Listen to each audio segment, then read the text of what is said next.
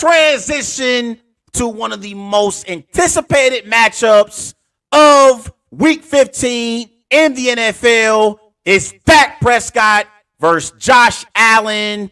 It's the 10-3 Dallas Cowboys traveling to Buffalo to take on the 7-6 Buffalo Bills. The Bills are favored by 2 points. It's a 4:25 p.m. kickoff. The over-under for this matchup is 50.5. So, when I look at this matchup with the Cowboys and the Bills, both teams need to win in Week 15. Cowboys and the Bills for different reasons. The Cowboys at 10-3, they just beat the Philadelphia Eagles in Week 14, and they're trying to not only win the NFC East, but they're also trying to be the number 1 seed in the NFC and have the road to the Super Bowl have to go through Dallas. They're 10-3 right now, and I believe that they have the same record as the 49ers. Yeah, the 49ers are 10-3 as well, but the 49ers hold the tiebreaker over the Cowboys because the 49ers blew out the Cowboys, I believe it was in Week 5 of the season. So the Cowboys, though, even if they don't secure the number 1 seed in the NFC, they at least could possibly be the number 2 seed, and they could host a home playoff game all the way until they get to the NFC Championship game. If they have to face the 49ers, they have to go to San Francisco in the NFC Championship game. But in the wild card round and the divisional round, the Cowboys would host a home playoff game. So they're hoping for the Eagles to drop one of their final 4 games, and the Cowboys win out, and they could be the number 2 seed in the NFC. Now, the Buffalo Bills, on the other hand, they're in a in a race right now in the AFC wild card. They are 7-6, but it's so many teams right now that's 7-6 in the AFC. Off the top of my head, I think the Denver Broncos are 7-6. The Cincinnati Bengals are 7-6. The Indianapolis Colts are 7-6. The Pittsburgh Steelers, I believe, are 7-6. So it's a lot of teams right now who are sitting at 7-6, and the Bills essentially have to win out to make the playoffs. Like they have to win out. They have to at least try to finish 11-6. I don't believe the Bills can afford another loss. So this is the playoffs for the Bills. Their playoffs has already started. And you look at their schedule over the last 3 weeks after this game against the Cowboys. Week 16, they are in LA to play the Chargers. That should be a win. But then week 17, they are home against the Patriots. That should be a win. Week 18, they are in Miami against Tua and the Dolphins, which will be a tough game because the Dolphins are trying to be the number 1 seed. But by that time, maybe the Ravens might have wrapped up the number 1 seed in the AFC. So the Dolphins may have to settle for the 2 or 3 seed. So this game against the Bills possibly could be meaningless for the Dolphins, depending on if they keep winning out. Because if the Dolphins continue to win the next few games, they'll win the AFC East. So they may not have anything to play for in Week 18 against the Bills. The Bills are trying to get into the playoffs. They're going to try to play their starters. And so the Bills got to finish basically 11-6 to make the postseason. So big-time game for both teams. Now, when I look at the Cowboys, obviously the Cowboys, they are led by Dak Prescott. And so far this year, Dak Prescott has 30 total touchdowns. He has 7 turnovers. He's thrown for 3,505 passing yards, completing 69% of his passes. His passer rating is 107.5. Let's flip the script to Josh Allen. Josh Allen, 35 total touchdowns, 17 turnovers, 3,447 passing yards. He's completing 67% of his passes. His passer rating is 93.4. Obviously, Josh Allen is better than Dak Prescott is. But Dak Prescott is having a better season this year than the season that Josh Allen is having. And honestly, for this type of game, believe it or not, I probably would trust Dak Prescott a little bit more than Josh Allen. But Josh Allen also is a wild card because, and Mike McCarthy this week in his presser, he compared Josh Allen to Brett Favre. And I agree with Mike McCarthy because Josh Allen has that wow factor to where Josh Allen, he could throw 4 touchdowns, but he could also throw 4 interceptions. He's literally hot and cold as a quarterback.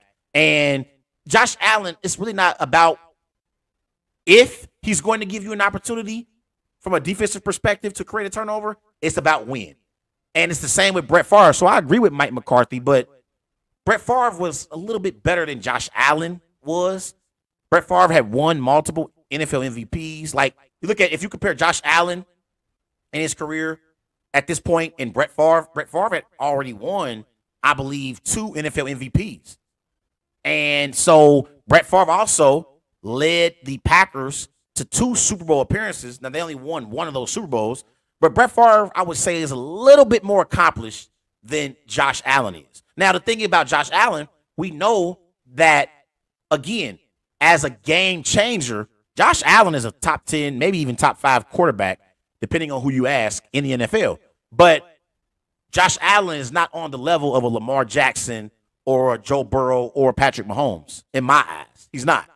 And that's the thing.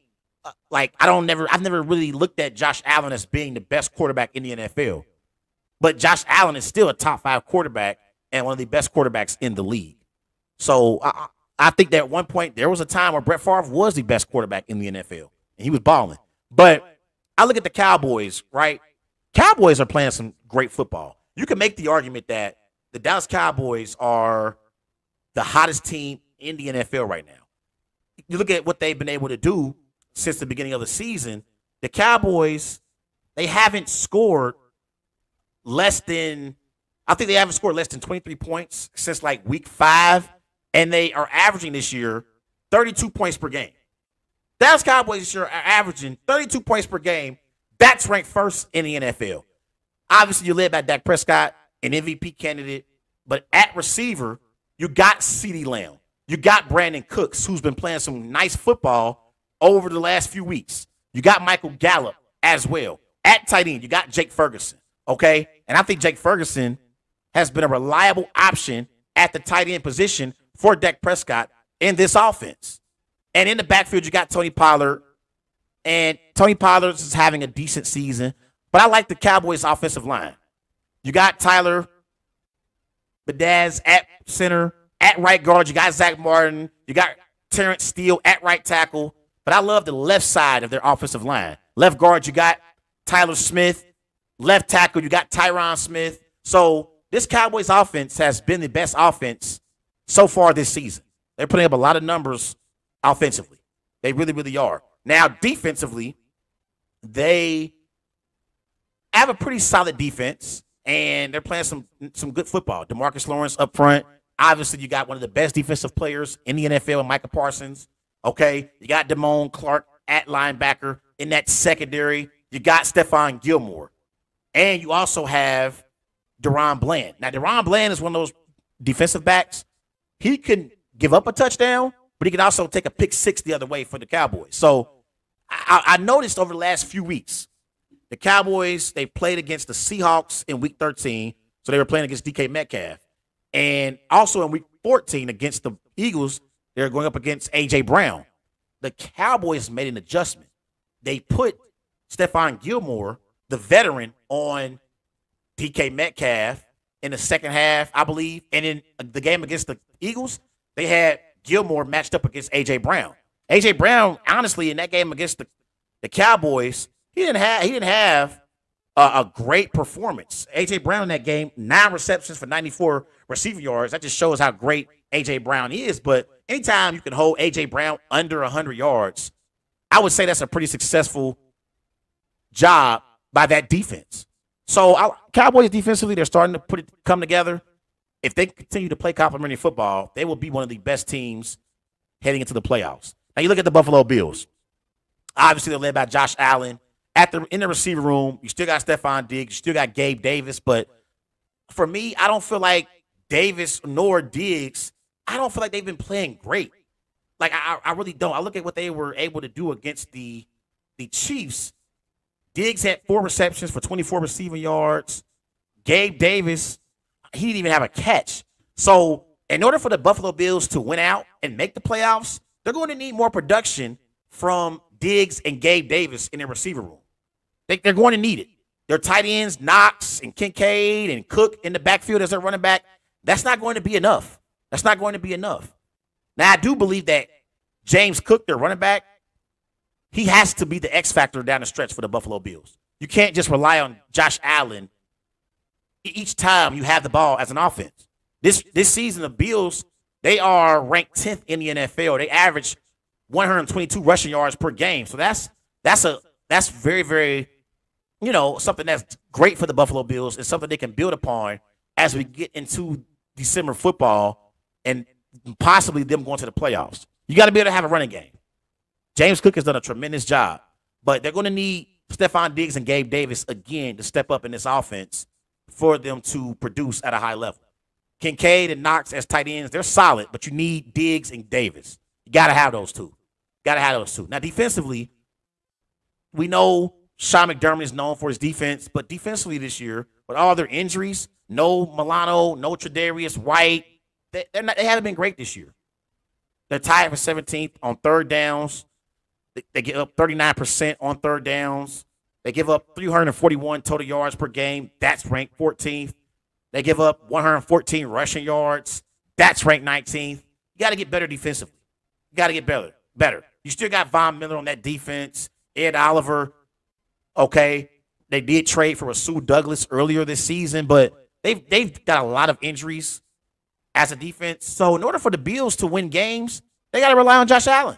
You got to rely on Josh Allen. It's really Josh Allen or bust for this Bills football team right now. And I would incorporate the running game if I possibly can, and like if James Cook can get going, but they got to get Josh Allen going, and Josh Allen has to continue to play at a high level.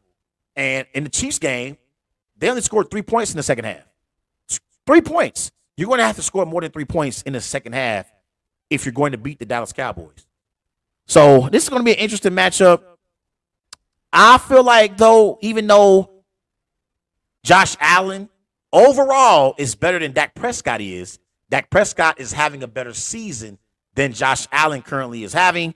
So with that being said, I'm rolling with Dak Prescott and the Dallas Cowboys to beat Josh Allen and the Buffalo Bills. I'm going Dak 28, Josh Allen 24.